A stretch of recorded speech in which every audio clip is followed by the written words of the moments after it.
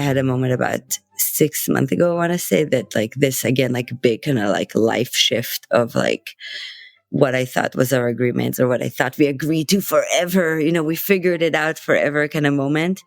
And I was like, oh no, we haven't figured it out forever. And like my partner is changing and his desires are changing. And I had this like, again, this like life threatening, like I'm going to die if we don't, put this in concrete and never change. And then I had a moment of realizing like, oh, I'll burn this ship down trying to like save it in its current existence. Like if I'll try to like save the relationship in the way that it was, and if I'll try and save the relationship in the way that I want, it will die just from like the sheer kind of war that will happen. Welcome to Normalizing Non-Monogamy, the podcast where we interview incredible people from all over the world to hear their personal journeys of self-discovery through the lenses of love, sex, and relationships. Our mission is to show people that they're not alone and to inspire them to embrace their true selves so that together we can open minds and live authentically without shame. We believe everyone's story is powerful and beautiful, yet it's important to remember that everyone does life a little bit differently and that the views and opinions expressed by our guests do not necessarily reflect our own. Additionally, we aren't doctors. Please consult a medical professional for anything regarding your health that you might learn about on the show. Enjoy! Well, welcome to episode 321. We're Finn and Emma, and before we jump into the interview, we just want to take a moment and wish everyone a happy new year. Happy 2024. We are really excited for this year, and we hope all of you are too.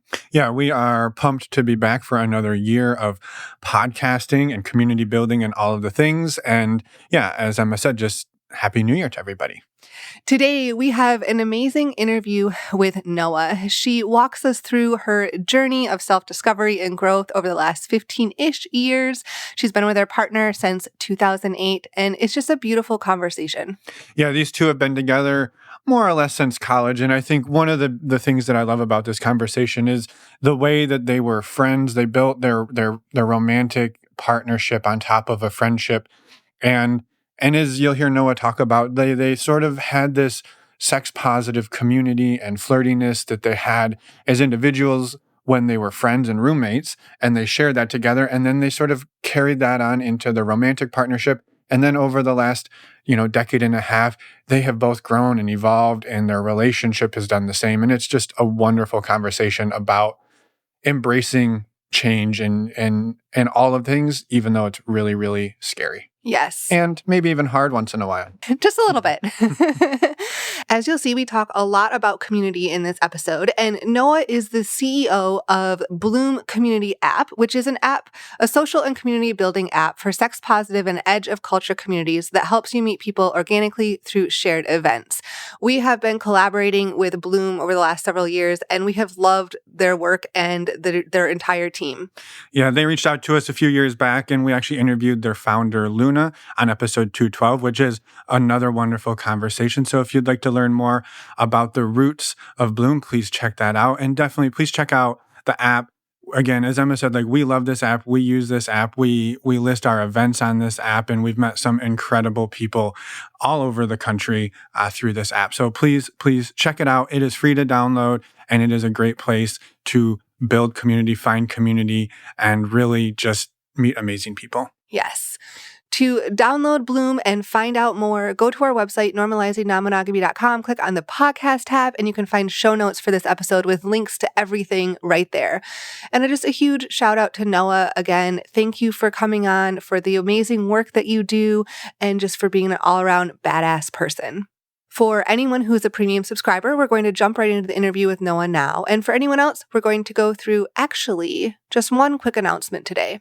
And that announcement is another huge thank you, similar to last week. Thank you to everybody who has listened to the show, come on the show, been part of our community, joined the community, come to our events, used the links for STD check, basically done anything that we have done alongside us. Just a huge thank you to all of you for your support throughout 2023. This work would not be possible without each and every one of you. No matter how you contributed, and we're grateful. So as a thank you to all of you, we're not going to give you a ton of announcements here, but what we would ask Happy for... 2024. Yes, happy 2024. The only thing we would ask for in return, if you get a spare moment, please head over to whatever app or place that you listen to podcasts. Leave us a 5-star review. If you think we're worth 5 stars, leave us a 4-star if you think we're worth 4 stars. The point is, leave us a review. They definitely help people find us. They help people know what we're about, and they help people know that you love us. So with that, we won't ask for anything else. Next week, we'll be back with your regularly scheduled announcements. Yes. But until then, we hope you enjoy this conversation with Noah, and we will see you all on the other side. Let's go. Welcome, Noah, to the podcast. We're excited to talk today. Thank you for getting up early and making this happen. It's rare that we interview people who are earlier than us, being on the West Coast. So we're out in the ocean today. Welcome. Thank you. I'm super excited. I can make the whole pitch of why people should move to Hawaii and why it's it's actually way better to be earlier than anyone else.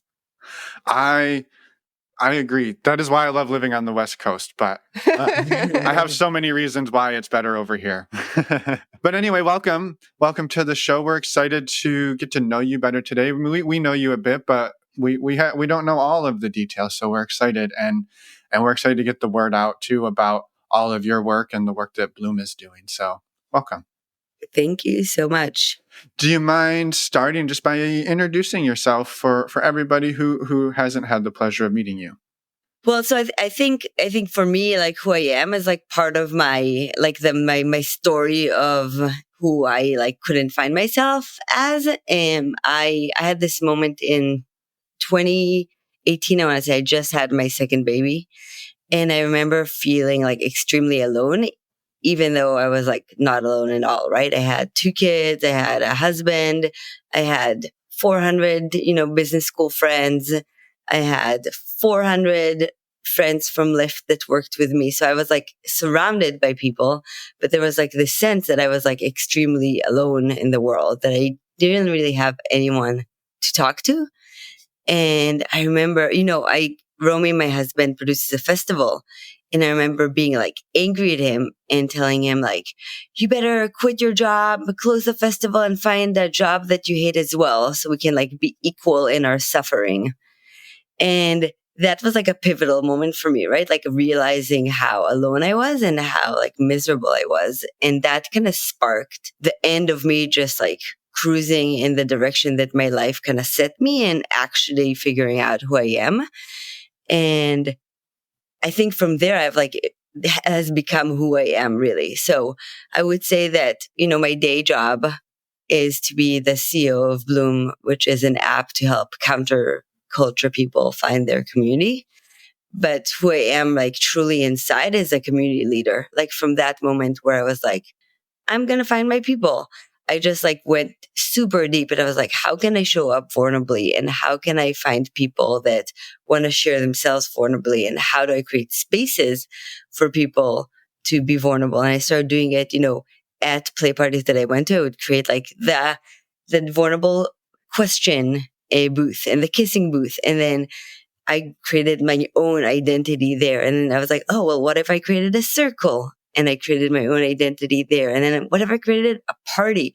And then slowly, I expand my scope of community leadership until Luna, who is the founder of Bloom, was like, you know what you should do? You should be our next CEO.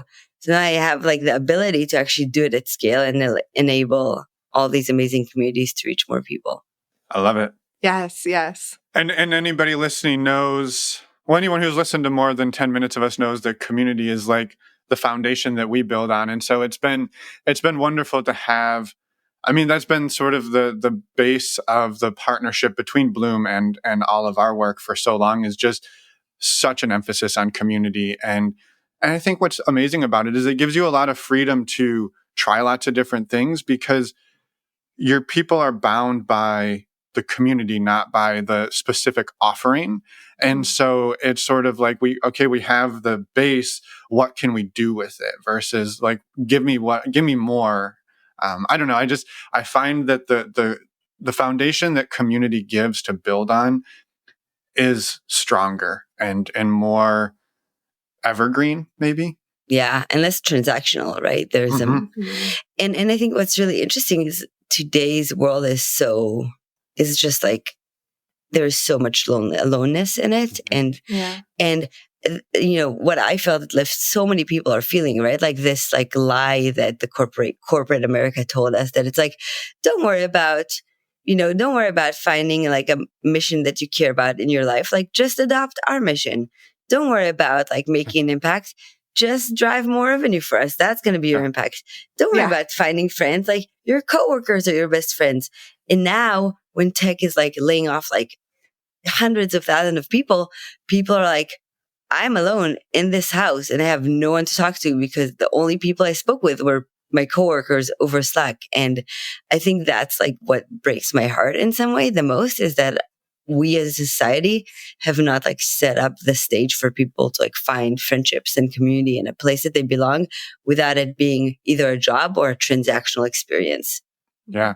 Well, and I think too, you even pointed out you were married with kids, you had friends from business school, you had friends from work, and even with all of that, you still felt alone. And so there's more to not feeling alone than just having people around you. Yeah, having bodies around you. I mean, that's a start, but then you have to dig into who you are, be willing to share who you are so they can share, so there's connection, right? That's just having a person there is, again, that's step one, but yeah, then what do you do with that? Right. A lot of the things that I hear from people when I spoke with a ton of Bloom members, a lot of what I hear is like, I came for the romantic relationship and I stayed for the friends. And I don't know if, I think it's a little bit different with like sex parties where people come for the sex and stay for the friends. But there's like a sense of like, oh, I discovered that there's actually what is, of course I still want the core relationship and I'm still looking for like the one or whatever it is that people are like coming there to find, or like I'm still there to find the fifth. But the reality is like what they discover is that finding a friend is like just as important, right? And finding a friend is like helpful on the path to find your one or your fifth. Yeah, totally. And I actually go to sex parties for the snacks and stay for the sex. So and for the friends. So I'm there for the food. What's your ultimate sex party snack recommendations? Oh, recommendations. I mean, I think you got to have a veggie tray. I think that, but then something formidable to give you more energy. Sometimes you need extra energy throughout the night. Like some cookies? Cookies are good. They're like a little burst. I think, I mean, I just love eating. So maybe like the covered chocolate, like cacao beans or coffee beans, or like those, the small ones that you can. But you've interviewed William, and William is like a big meat, like he just cooks meat. Like during parties, like there'd be a moment that if it's a outdoor party, you could just see William like cook meat for everyone. And I was going to say ribs, but they get a little messy. So, Well, I would love to go back in time, Noah, maybe to 2018. I don't know, was that sort of the pivotal point when you're sort of looking at life that non-monogamy came in, or had non-monogamy been part of you and your husband's world prior to that sort of inflection point in life? Yeah, well, it was definitely part of it before. I think I always used to say that like sex or like sexual, sexy environments or sexy themed was our hobby. So even though we didn't have sex with other people or date other people, we would like always be in like the flirt energy, right? So and I think what really helped is we started by being roommates in college. College in Israel is way later, so we were in our late 20s. But we became best friends. So we would like drive to college, and the whole way we would talk about like sex, like, ooh, I had sex with this person in the bathroom, or ooh, I dated. So we were single and we got the opportunity to like talk about sex and be in that exciting energy. And I think that allowed us as we kind of advanced in the relationship and became more exclusive or became more like deep and solidified our relationship, to actually have a core of like, oh, this is what we do. We talk about sex. We go to parties and we flirt with other people. We sit on our friends' like laps. Like we just had that energy of youth and singleness like extended into a relationship. And so pretty much from like the moment we met, which was back in 2008, but even though we were like still pretty monogamous then, like I'm sure some monogamous people would say that it was not cool that we would like dance very close with other people or flirt with other people, but we were not sleeping with other people. We were not dating other people for like a long time. And then we started going to sex parties together as a couple, and we would just play together, right? We're like, oh my God, there's like so much, juiciness and excitement, and we can just go to like a sexy party and be together. And that's like enough for us to get fed. Yeah, like fuel off the eroticness. Exactly. Of it all. And I think this is like the same 2018 kind of heartbreak that happened. That is in some way, I told myself a story, right? Because I was really afraid of anything that was non-monogamous, truly.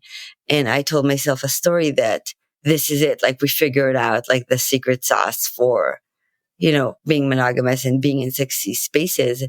And when Romy started bringing up like the idea of like playing with other people, bring other people in, there was like this deep, my whole anxiety system kind of flared up and became very, very anxious, right? Because I was like, you promised me, we figured it out. Like, I just had this moment of like, no change. I just want no change. Right. And I've had it throughout my life a lot, but there's this moment where you're like in utter, despair of like, I am so afraid of losing my reality, right? I'm so afraid of losing my relationship. And like that, for me, the moment that I fully drop into like the utter truth of it, like I just find the way out of it. Like I just am able to be like, well, for me, I remember Romy was like pushing all the time, and I was like, boundaries. He would want to go to parties, and I'd be like, well, here's the boundary. Why do you want to do that? You promised me you don't want. I went into this cycle, and what I realized is like, I'm enabling this like status quo where he pushes and I kind of break. And like, I was like, could I find like one thing about this party that I could be excited about? Like one tiny thing, like, oh, I'll meet someone and he'll like tell me that I'm cute, like not making out with someone, like one thing that he'd be like, oh yeah, that's pretty hot. And then I was like, okay, if I can find one really hot thing, why am I not excited about it? And I realized that it was because like I was so afraid of the change. And I was like, can I embrace that there is something maybe cool to discover instead of embracing like the fear? And like, could I change my whole reality by changing my perspective? And I remember coming to Romy and being like, I can't have you ask me about parties anymore, or changing anything. Like, you're just like, my nervous system is so focused on, being under attack and protecting myself that I can't feel into the desire anymore. And I want to be able to like create space and see what's there. Right. And I was like, we're not going to any parties, stop offering anything, and I will let you know if I ever want to do anything. And the moment he stopped and he was like, yeah, sure, sounds good, we took off. Like the moment that he removed like that pressure, I was like, well, I would like to try this, and well, I would like to try this. And I was able to follow my passion and my desire instead of being like hijacked by my anxiety. Wow. Yeah. Thank you for sharing all of that. And I imagine just the way you say that makes it sound like it is a beautiful and was a beautiful transition, right? And transformation. I imagine that it didn't happen overnight. Yeah. And so I'd like to see if you could talk a little bit about like that switch for you. That it sounds like as soon as the pressure was gone, that sounds like a big shift. But then how did you lean into that, to your desires and everything after that? Yeah, I think there is a few things. I think one is, for me, like realizing how much I intertwined my desire with like what I have to give in reciprocity. There's like this constant being like, well, I can't want that because if I want that, I need to like give that, right? Like if I want to kiss someone at a party, I will have to like allow that as well. And that, like that moment and that framework is what started me being like, well, I don't want to then even offer that because I want to like manage. I don't want to ask for that because I want to manage what would be asked for me, right? Like the deep manipulation that we all do in relationships in some way. I don't know if you do. I do all the time.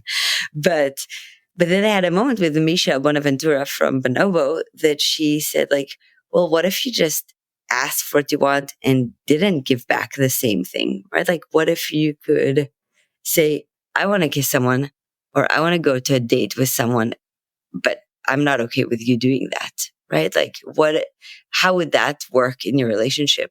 And that really opened my eyes to the fact that like, oh, me asking for what I want or me speaking what I want doesn't mean that I now have to like act in a specific way in the relationship. I can create my own reality in some way. And I think that allowed me to like, create the reality that I wanted, right? So I could be like, I want to go to a date with someone outside of parties, but I'm not open to you doing that yet, right? And I think it allowed me to do the things, right? And like discover myself and actually be like, oh, this is really fun.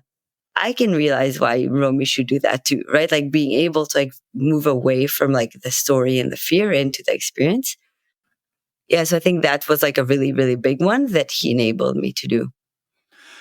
Well, and it sounds like in there, Noah, that it wasn't, because I mean, I think people could hear that and go, okay, so now what Noah wants is to do whatever and not allow her partner to do it. But it sounds like it was more, I want to create a framework where I can figure it out, and then I probably will figure it out to say, okay, I get it now. You go. Like you were just trying to create an environment where your nervous system wasn't being maxed out, and not that you were going to say like, this is the new dynamic is for the rest of our lives until death do us part. I get to go do whatever I want, Yeah. and you don't.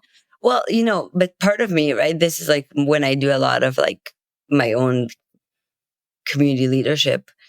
Like I'm like, that's also a possibility. Like, there's some way, right, that I feel like, this is like my mom rage coming out. But I'm like, women do so much extra work. Mm-hmm. Women do like so much more holding while like men get drug or men do this or like, this is very binary, but there's like, I think overall when I feel like it's 50-50, it's probably 65, 40, 35 that I do more than I take, right? So there's like a way that I'm like, well, what could happen if I took more? Like, mm-hmm. How do I let my nervous system actually feel that it's okay?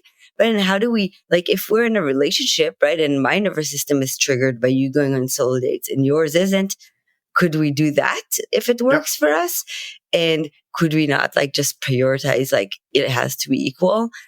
So I think that the whole vision for me is like, and continually, how do I find a path that we continually track the path of feeling good in our nervous system, right? Like you shouldn't feel like you don't get to do what you want either.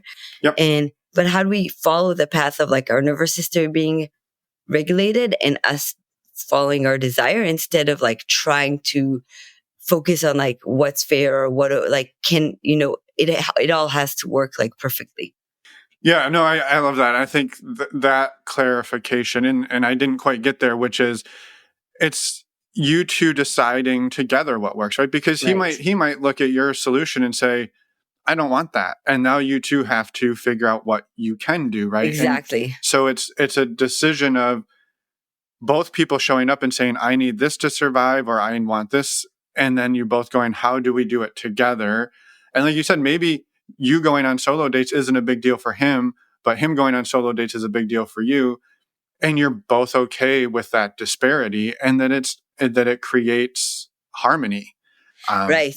Yeah. And how do you do it with like agreements? Right. Like it's interesting because like Romy has like a significant other that they do like 2 dates a week. And I'm like, well, I want that less. What I want to go is I want to go for like a week with my friends for a festival. Right. Mm-hmm. So it's like, even when you do it with parenting, right? Like, do you do what, like each one gets 2 days, or you're like, oh, you do 2 days a week and once a month I'll take a week off. Right. So it's like, I think part of it is like, how do you drop into the place of like owning what you want and owning what you don't want, and then like slowly kind of find your way. Like you said, it's like this like kind of beautiful dance of discovering like where you land together. Yeah. Mm-hmm. Yeah.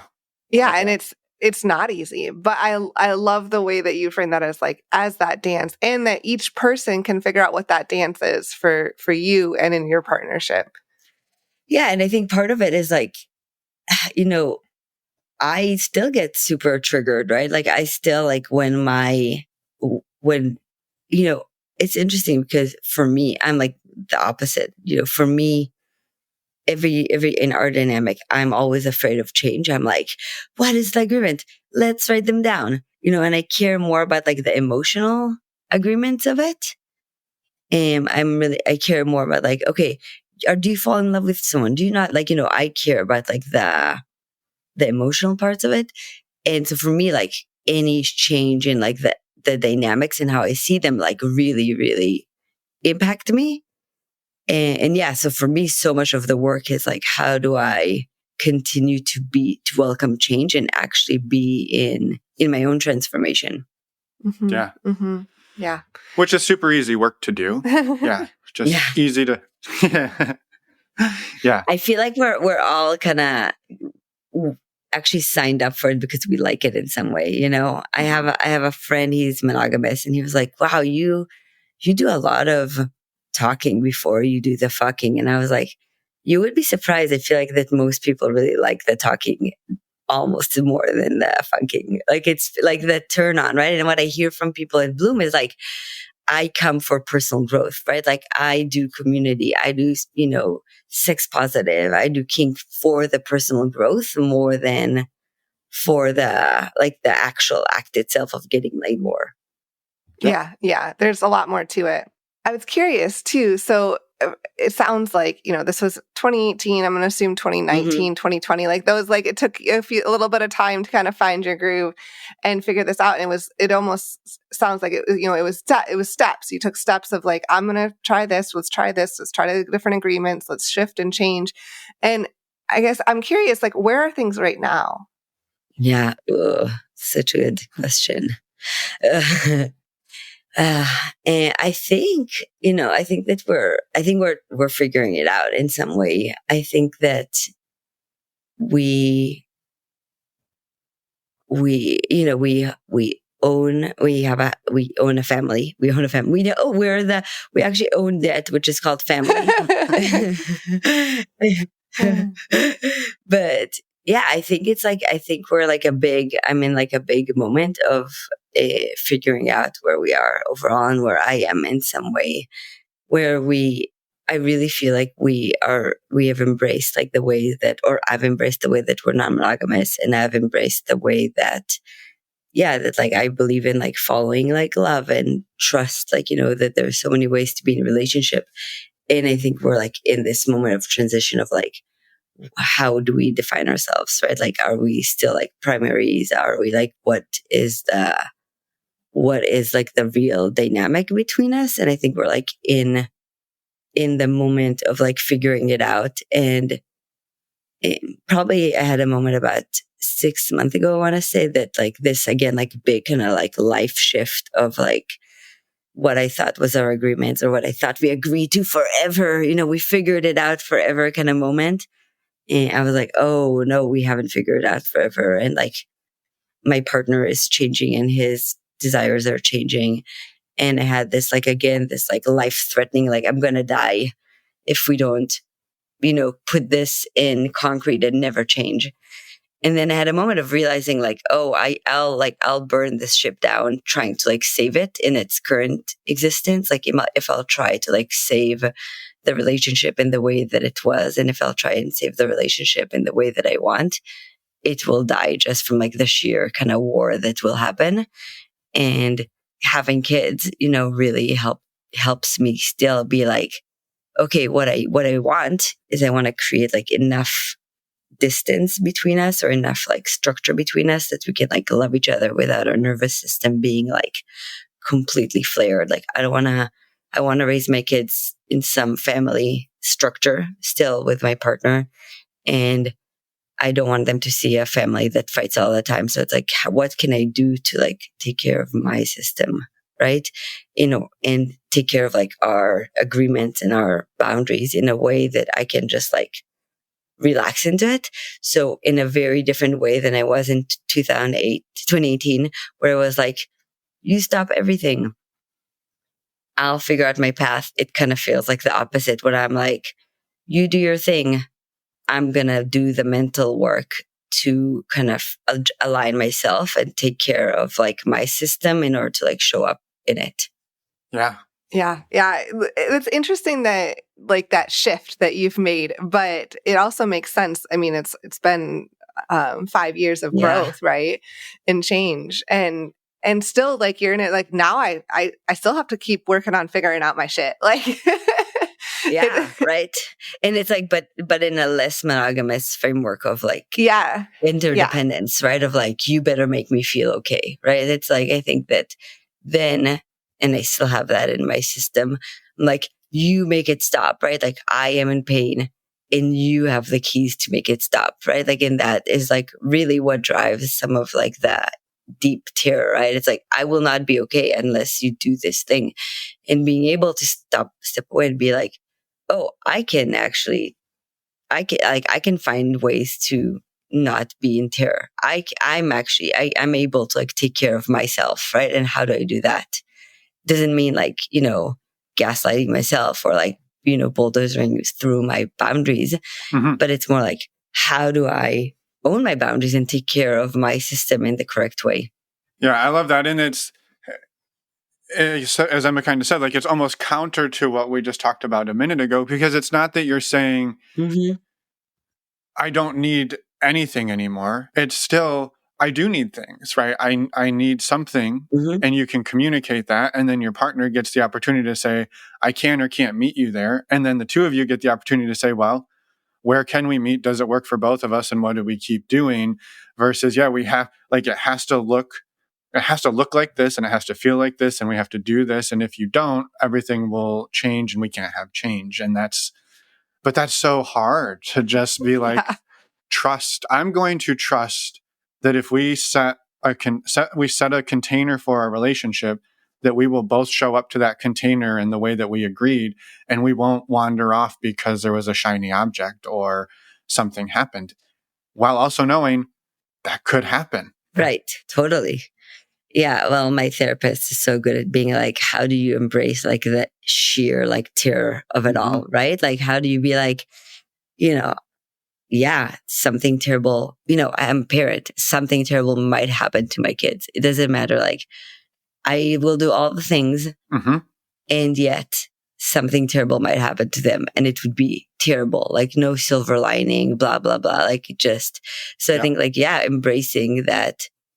And I think this is like the lie that our parents told us, our parents told us that you'll be like 28 and it will be like smooth sailing. You figured out your career, you figured out the relationship, and then it's like up to the right forever. Like, linear line, it's going to be boring, but it's like, this is it. And I'm like, no, I have all my employees from my previous company. They were all like 29, freaked out. They're going to be 30 and, the life is dead. I'm like, oh no. You have a life of drama ahead of you. Like, do not worry. Yeah, right. Yeah. And I love what you said too about like, how can I like accept the terror? Like and my therapist said something similar to me once of like, not that long ago, of like, how can you be comfortable or learn to be comfortable with the like really hard, like terrifying situations? Like, embrace them, as you said, embrace the terror, embrace the uncertainty, embrace the anxiety. And it's like, I don't know, that's really, really hard.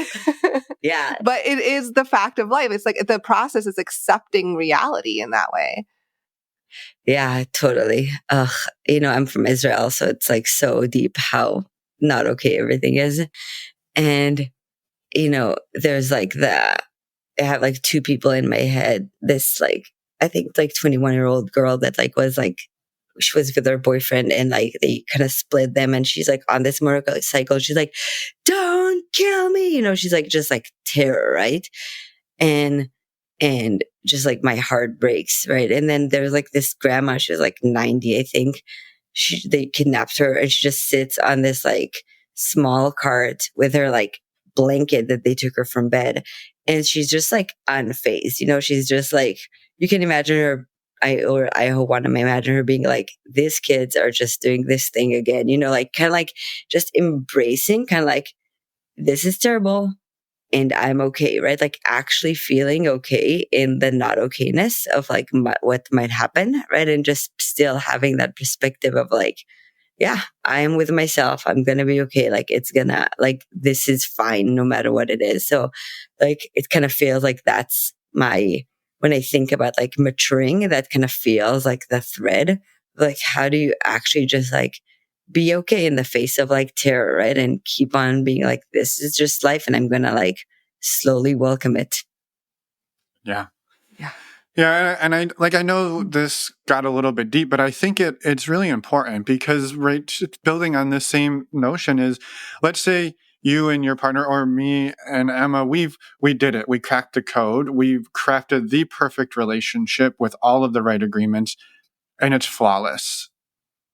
And yeah, one of us gets hit by a car. Right. Something happens, right?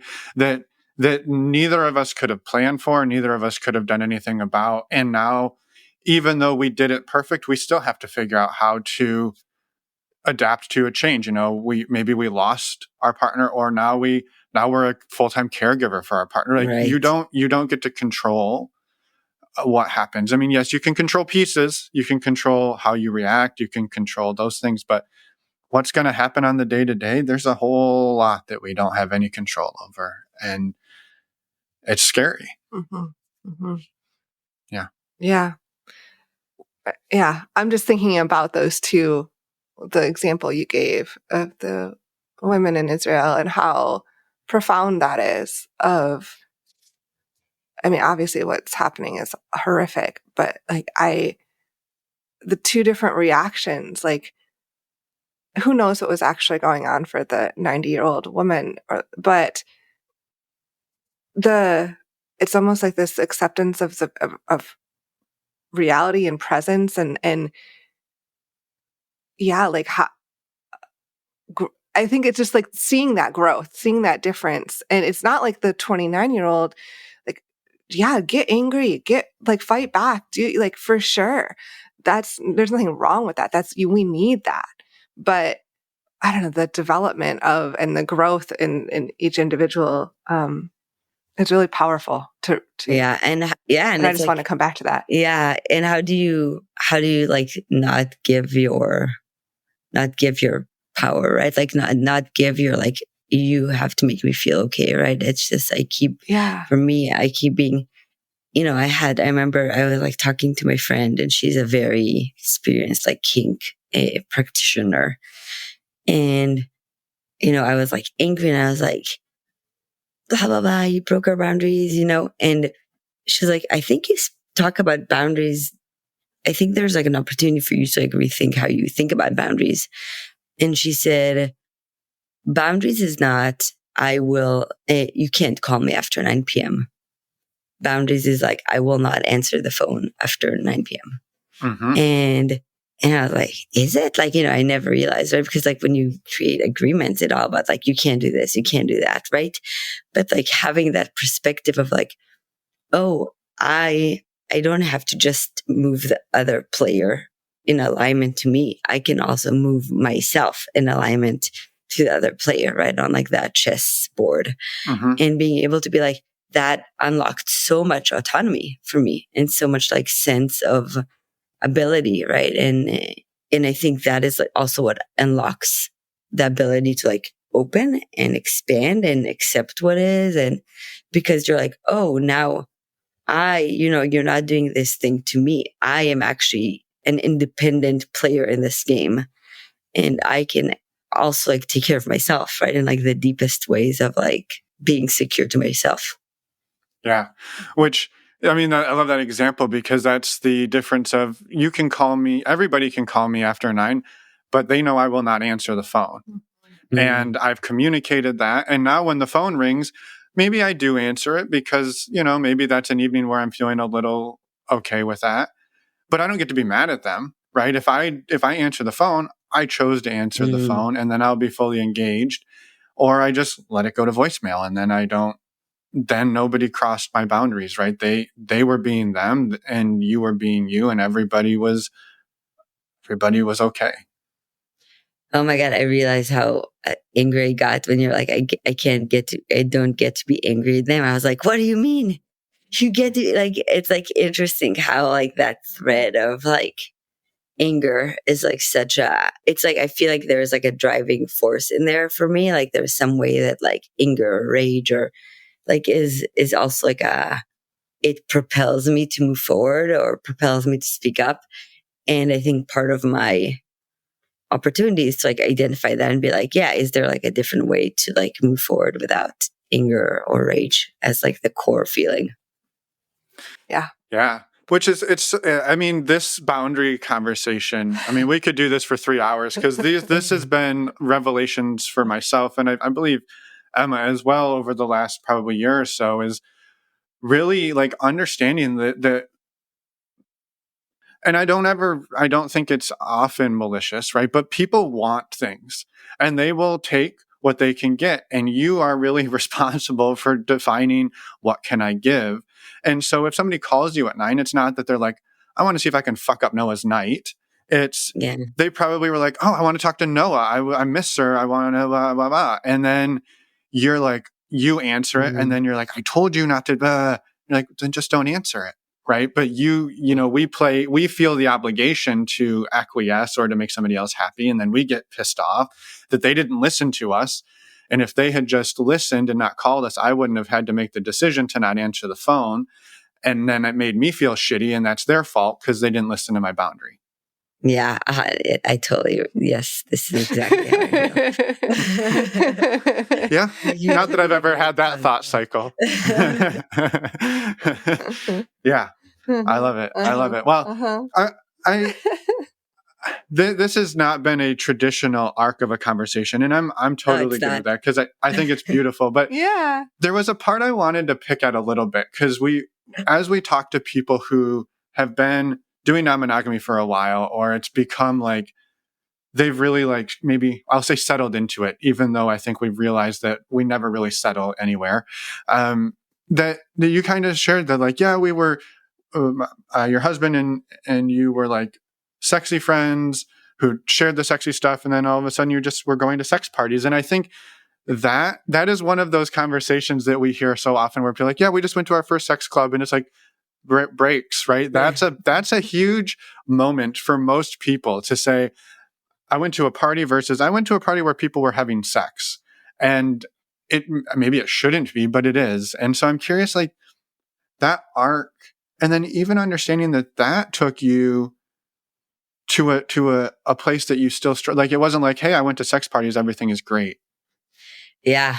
It's funny because I think that's like part of when I talk to people who found Bloom, actually part of what they say is like, I knew that there's these cool parties.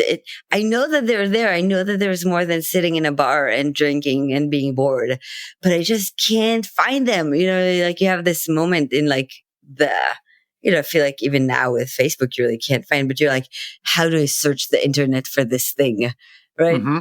To search through like terribly built a website that you're like, has anyone updated this? Like, and I think that there's like so many people like have this deep desire though to like find a place to like play and like do exciting stuff, but then it's like so hard to find it.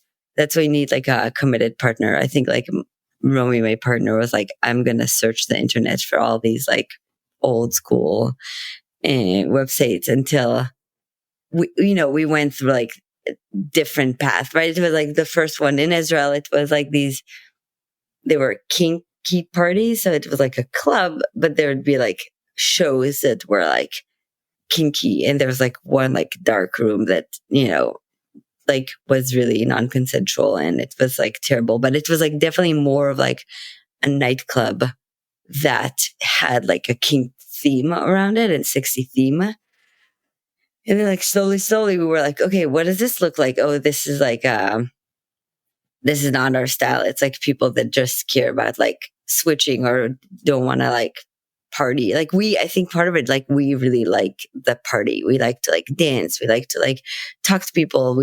So for us, it was like, how do we continually like find the silly spaces and then slowly kind of inch our way into like the 60 parts of these parties. Yeah. I was talking to someone like a few months ago, and he's like the perfect person that I was like, how do we get these people in Bloom? He's like an activist. He's in the Bay Area. He does like community stuff, but definitely not like sex stuff, right? Like, so, and he was like, he had this whole would you rather conversation with me. And one of the things that he said is like, I don't know, would you rather someone would like ask him to do something terrible for this? And I was like, yeah, I know there's like actual people having casual sex that are awesome people, and you would fit right in, and they're in your like neighborhood any day. But I think there's like an experience of like when you're in the outside of thinking about it as this like extremely unattainable thing that happens, and even though everyone wants it in some way. Yeah, that it's dark and seedy, and it happens in back alleys and totally really unsavory places. And does that happen? I'm sure it does happen, but that's not the only way it happens.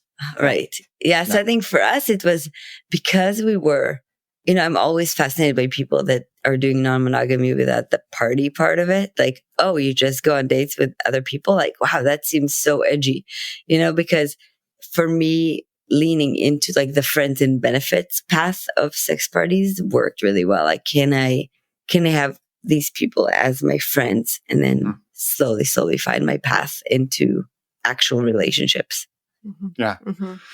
And I'm curious then how you define those relationships. Is it like, do you go down that path of friends to relationship and then it's got to look a certain way? Or do you sort of let that be this, what does this relationship actually need and mean?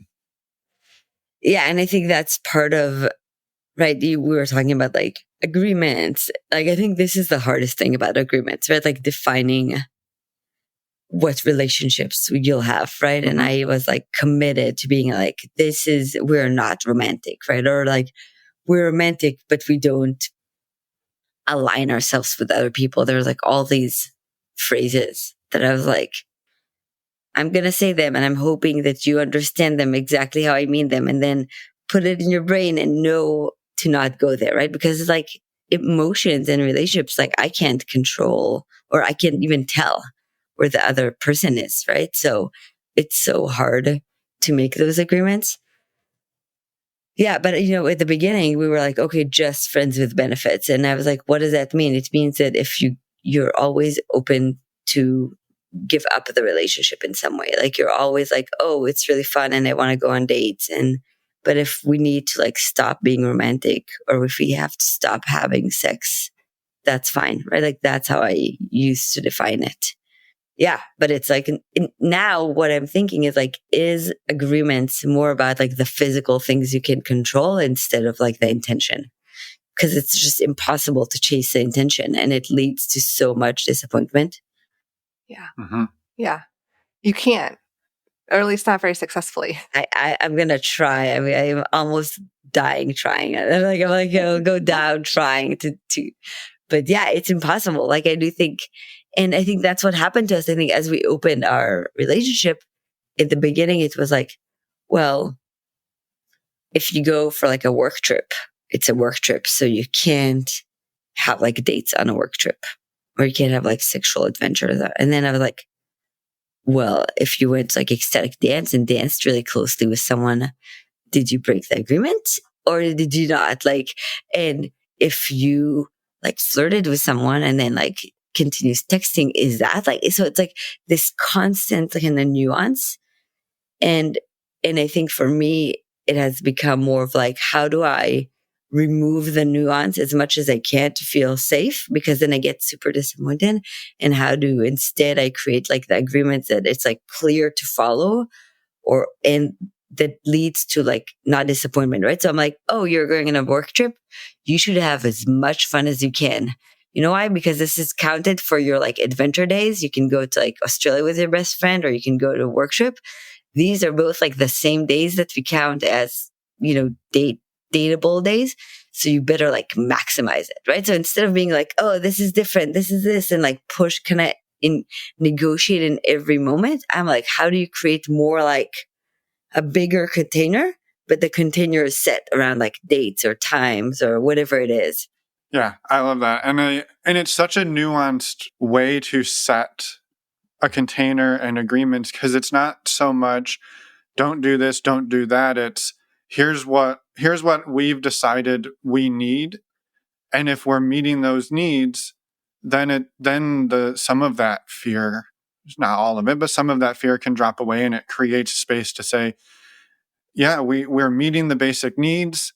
Now go meet yours, go do what you want to do. And hopefully, as you've crafted those agreements together, you're still getting your needs met in there, that you're not just giving up all of who you are for Exactly. 24 out of the 30 days of a month. And then you get those 6 days to go and be yourself. Like, that's hopefully not where you've landed, but just really saying like, yeah, you don't have to control every aspect, but like, let's make sure we give here what we need to give here, and then go nuts.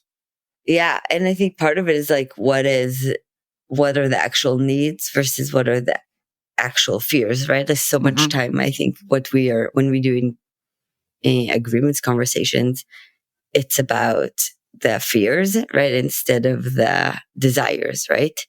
Yeah. And then I think with the fears, it's like, how do you go one level deeper, right? Like, how do you, instead of being like, oh, I really am afraid. Yeah, I'm like really afraid of you, kissing someone when you're on a business trip, being like, oh, I'm really afraid. Actually, what I'm really afraid of is being like surprised by it, or like what I know is what I'm really afraid of is like you stopping me from doing it. And I have a fear of like, I get triggered for the autonomy. So like, how do you actually take care of the deeper fears and the triggers, and then create a space to do what you want actually? Yeah.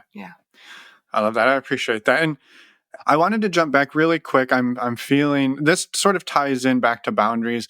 And there's a part here that I wanted to maybe say, because I think I didn't want people to walk away from that thinking that, oh, well, people can just cross your boundaries all the time and no big deal. Right? The one we gave was for phone calls. And I think even with that one, right, at a certain point, if somebody calls you every night at 11, at a certain point, you're going to be like, hey, I've told you this. Yes, I don't have to answer, but like, you clearly don't respect my boundaries, right? Right. And I think we can translate that then to a sex party where you're like, hey, person, my boundary is all my clothes stay on and you keep your hands above my clothes. And if every 2 minutes they're trying to like lift your shirt and slide a hand up, right? That's not, you have that freedom, and you should have that freedom to say, hey, I've expressed my boundary. You're not listening. We are no longer interacting together, right? You don't have to 100%. just take it and be like, well, it's my boundary. Like, I don't want to cross it. Right. So I think this is like, I think this is really important, right? Like your adjustment as a person, like we spoke about, like the two pawns on like the chess table. It's not just like, oh, I'm going to like manipulate my head to feel like okay with this thing. It's like, oh, I can like remove myself from the situation, right? But I think one of my biggest things that I have to work on is like believing that if I say it enough, or if things will change on the other side, right? And like being the reality of like, oh, if this person calls you again and again when you say no, it's unlikely that will change. It doesn't matter how many times you tell them, right? So it's like, how do you not, like, this is what I think is like the big thing about boundaries is like you're crossing your own boundaries, right? Like how do you, by you obsessing about the other person needing to respect you, you're allowing them to have like all this power over your reality. It's like, how can you actually be like, oh, this is my boundary of feeling like safe, or feeling like I have this space to like relax after a work day. And this clearly not working. And I need to take care of myself and remove myself from the situation or say something. But it's really about taking away the power that you give other people to make you feel okay, which looks like screaming at them and being really angry for them doing stuff that makes you feel unhappy, and being like, oh, actually, I can change this by changing like my position in the relationship and my like distance from the situation or in the person. Yeah. It's empowering. Yeah. Or even to have a conversation with the person to say, hey, here's what keeps going on with me. You keep calling me at 11, and that really feels like shit because I've told you I don't like to be called after 9. And maybe they're like, oh shit, I'm really sorry, right? And I get just so excited to talk to you, and I just pick up the phone and boop, and I call you, and I don't even realize what time it is. And you're like, okay, now you understand what's going on for them. And maybe you're not in a place then where you're like, well, fuck them, right? You're like, okay, I get it. Right.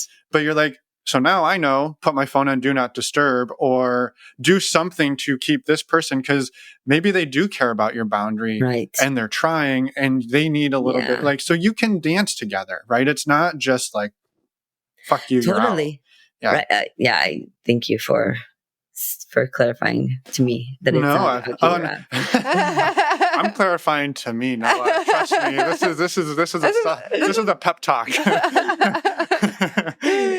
This is for all of us. This is for all of us. But I think part of it is like, this is where I think community really helps, right? Because I think that the attachment system is like so, like, you know, we are wired for attachment in such a big way, and when we have like one person, it does feel like you have to deal with it all yourself, and it's like you only have like two ways of moving.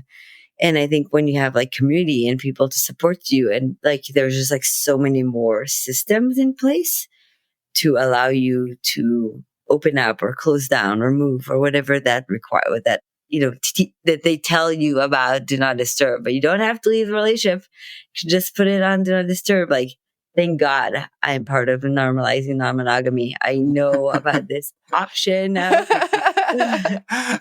Yep, that's what we're here for. All your tech support needs. Yeah, no, I love it, and this has been an amazing conversation. So thank you. Yes. I know there's so many more questions, but I know that I'm going to be respectful of time and everything. And we can always have you back on. Exactly. I know that we kind of talked a little bit about doing pulling a question from the game that you have. So you have Esther Perel's game, right? Yes. How about Noah? Before you do that, we're going to make sure people stick around for listening to your a little bit about Bloom, and then they get to hear us answer your question. Oh, so that's the teaser. That's a teaser. So tell us a little bit about Bloom. People have probably heard us talk about it, but to hear it straight from your mouth. Yeah, totally. Yeah, I'm so grateful for the team that actually partnered with you so early on, right? Yeah, so we are trying to break dating apps suck is like the where we start, right? I'm a business person, so I was just looking at stats of dating apps. They're like, no one's like using, like people are stopping to use them and then they go back and they back up because there's like no other way. So it's kind of like the social media fiasco that we're in. But yeah, we think Luna, which, she was part of the Bay Area community, sex positive community. She was like, the best way to find partners is through shared experiences, right? Like that's how I started, right? Going to sex parties and then finding dates. And she's like, how do I create more moments of shared meeting? And before people actually do the swiping in some way, date first, swipe second or something. And yeah, so we created a platform where people upload their events. So we just crossed like 10,000 events this year. People just upload like their workshops or their speed dating or their play parties. And then, other people see the events and you can see who's coming and talk to them before, like make plans, right? Like what I see so much when I spy on the chats is so many people like, what they need is like, one part is like, how do I find the cool people? I know that there are cool people out there. How do I find them? And like events is the way to go. The second was like, how do I actually get myself to go to the party? Right? Like, and that's like where we see like so many people use the event chats where they're like, want to do drinks before? Like, I'm really nervous. Who wants to, do this exercise ahead of time? And then there's like the post event where people are like, oh, I saw you. We had an activity together in this like Tantra workshop. Let's match after. And so we kind of close the loop between like events and dating. And me specifically alone, did this analysis. I'm like in the Excel, but me and Tony from my team, we were like sitting on Excel, and the data we had about 220,000 people RSVP to the events. And we find that if you swipe on profiles, or like bud on profiles, we call it, after an event, you match 10 times more frequently than if you just bud on profiles, right? So just to like support the fact that if you want to actually connect with people, first go build context with people, and then you get to actually connect with them. So I think it's been like really cool to see that cycle, and kind of like to what we started with. Like, yeah, I think what we help more than finding your one is finding community, right? Like finding the person that you go on a hike with your dog, finding the person that helps you feel seen for your jealousy. Like all the systems around it is, I think, the magic of Bloom. And then, yeah, hopefully you can find your one, but that's really, really hard. Yeah, totally. And two, I think what's amazing about it is, yeah, there's tons of workshops, and yeah, there's parties and stuff, but there's also 20 of us are going hiking this weekend, right? Yeah. Or we're going to do one of those drink wine and paint on a canvas and see how crazy your painting is. So there's so many ways to find to mesh your interests with other people who are interested in your stuff. And then, like you said, you don't necessarily meet the one there, but maybe you meet 5 friends, and one of those people is like, you need to meet my friend so-and-so. You two would be amazing. You didn't have to swipe on anything. You went and got to drink and paint and got connected to somebody. How great is that? Nobody had to do anything that felt like shit. And so I think that's amazing. Right. That's so true, right? And I think William always says that from Bonobo. He's like, people come to parties and they just see people starting to fuck immediately after the opening circle. And you're like, no, these people have built context and community for like many, many weeks ahead of time, right? And if you keep on showing up and don't take this as a one-shot game, right? Because I think that's like the problem, right? Like we all are like, I have this like 5 sentence to like get the person to like reply to my message on the dating app, is like people's experience. And it's like, no, if you keep on showing up, right? You know it from your groups that you host, right? Like if you keep showing up, people like you will like integrate yourself, and you will have friends most likely, and you will have connections. Like, don't worry about like hijacking the conversation. Don't worry about like maximizing in one moment. Like it's actually a long game. So if we allowed people like the spaces to actually like relax into it and show up in their true color, like more and more people would be, I think, finding connections and happier. Mm-hmm. Yeah, Mm-hmm. totally. Well, yes, we're excited, and it's why we've been working together for a few years, and it's just been amazing. So for anybody listening, there are links in the show notes where you can go and find out how to download the app. You can get on there, and our events are hosted on there. We list them on there as well. Our virtual meet and greets we put on there. Yeah, it's like there's a lot of in-person events, but there are some virtual events too. A ton. Yeah. Oh, there's a ton, especially on like the education side of it. Like, yeah. So you don't always have to live in one like big metropolitan area. That was what I was trying to stress. Yeah. It's a good point. Amazing. All right, I'm ready for your question now. I'm primed. Emma, you ready? As ready as I'll be, yes. All right. Okay. Well, I can I do one for each of them?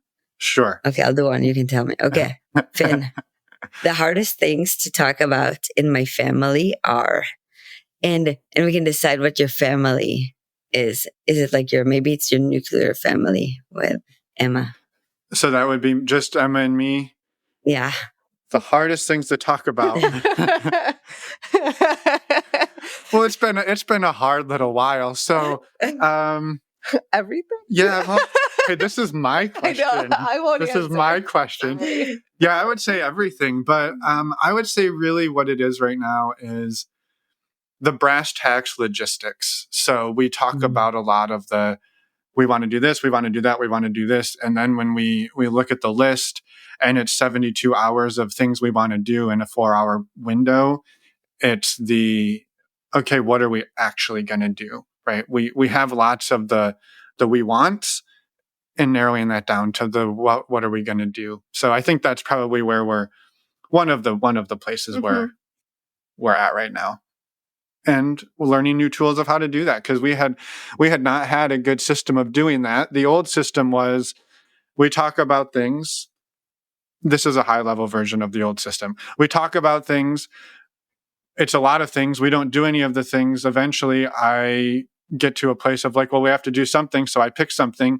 Emma agrees. And then later on, we find out that it wasn't really what either of us wanted, but we just did it because we sort of defaulted into it. Yeah. And that's a very simplified version of it.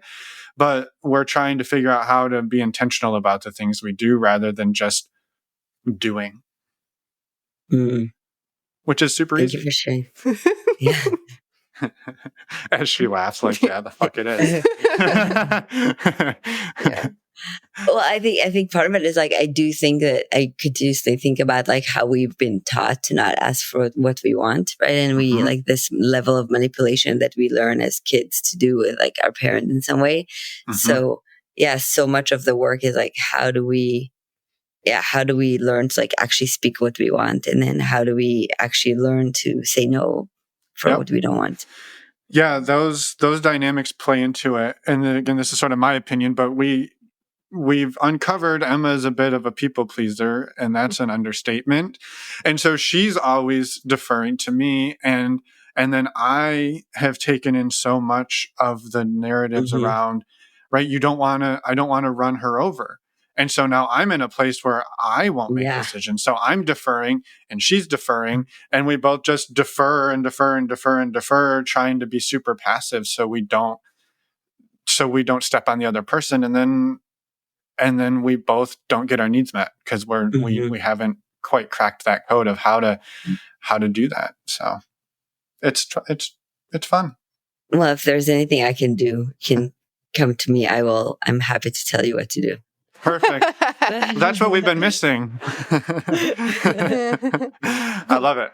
We'll just outsource it. Yeah. Outsource all of our decision making. To a relationship consultant. We just take them our problem and they say, do this. Yeah, if only. Okay, Emma, I have one very easy for you. I don't know if it's easy, but hopefully. Okay. When someone can hear me going to the bathroom, I ... If someone can hear me? Yeah. When? Do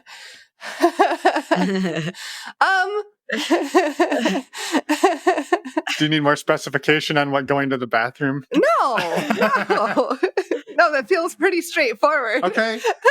Well, I mean, there's multiple things you can do when you go there. Yeah. I mean, I think context is important, but I think it depends. Like in my rational brain is just like, we're all human, and it's just we're all human doing human things, and it just is what it is. But it also definitely depends on how well I know the people that are there, and so it can be whether it's more embarrassing or not, and what's happening, and all of that. So it's definitely a test in the ability to take care of yourself and your needs and what's going on, and not, I guess, communicate to others too if you're feeling like you need to. Earmuffs. Tell people to cover their ears. Thank you for the questions. They were. I feel like mine was a little harder than yours. The question? Yeah. It was I'd say different ones. Is there one that you want to answer, Noah? Okay. The last time I got lost in a great adventure. Ooh, that's a good one. That's a good one. Wow. The last time I got lost in a great adventure. I want to say the last time I got lost in a great adventure, I was in Mexico City with one of my partners and his roommates. And we, like when you travel and you like eat some food and then you go meet friends for drinks and then you go see a jazz club and then you walk in the street and you like find like a different like late night club and then you walk and talk to friends at like the house for drinks. Like that was like the most in the moment and in the flow that I've been for a while. And it was really, really magical. Oh, that sounds amazing. Yeah. Yeah. It's funny. I interpreted that question as the last time you got lost while you were on an adventure, not lost in the adventure. And I was like, I was on the same page I as know. Noah. I kept thinking she was gonna be like, and then we didn't know where we were, and I was like, nope. I think I misinterpreted the question. I love it. Yep. It's a much better question that way. Yeah. Well, thank you, Noah, for being here. Of course, for all the work you do, and for all the support that you've given to us and our work as well. We love working together, and we're happy to share your story. Yes. Thank you so much. Is there anything else you wanted to get out there? No, thank you so much. I am so grateful. At the end of the day, I feel like what I do best, and thank you for allowing it, is allowing other people to shine. That's my thing. And I think I'm so grateful that you're one of the core partners that we have at Bloom, because it's been so amazing to see the way people just eat up all the stuff that you create, and just the sense of connection that people have after any of the events that you organize is so amazing. And I'm really grateful that I'm able to put the spotlight on your amazingness. Thank you. Awesome. That means a lot. Yeah, thank you so much. It's really sweet. Yeah. Well, and maybe just a special extra bonus note here is we're co-hosting the speed dating in the East Bay. Yeah. And that was something that you all asked us to do. And I've done it a few times. I also do it with Marie Tween.